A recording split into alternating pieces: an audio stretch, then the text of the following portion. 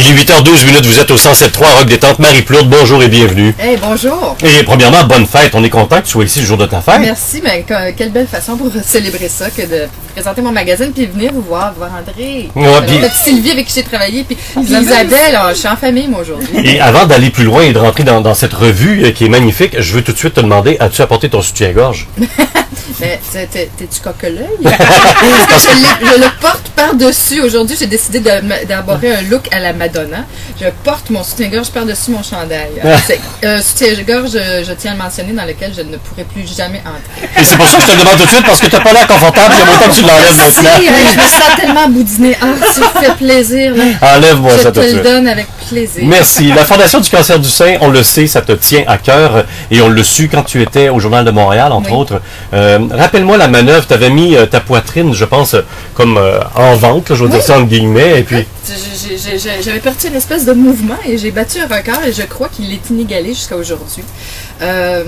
J'avais décidé, ma mère était atteinte d'un cancer, c'est pas un secret. Est-ce que c'était le cancer du sein? Excuse-moi, je ne veux pas être indiscret. C'était comment on appelle ça? Un lymphome de Hodgkin. OK.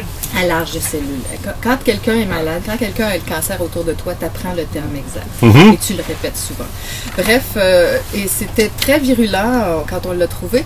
Et puis je me sentais, j'avais envie de faire quelque chose, de lutter concrètement contre la maladie, contre le cancer, parce que le cancer, il y a différentes sortes de cancers, mais c'est une famille de maladies.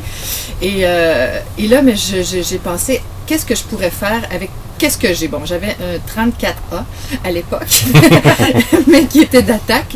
Et j'ai décidé de louer ma poitrine. Et comme un panneau publicitaire. Alors j'ai dit la personne au plus offrant sur un site internet où on pouvait faire des paris, pas des paris, mais des enchères. J'ai dit au plus offrant, j'offrirai ma poitrine et je vais porter un chandail, on s'entend, avec le logo de la compagnie. Et c'était le magazine La Semaine à l'époque qui avait remporté la mise avec 30 000 $.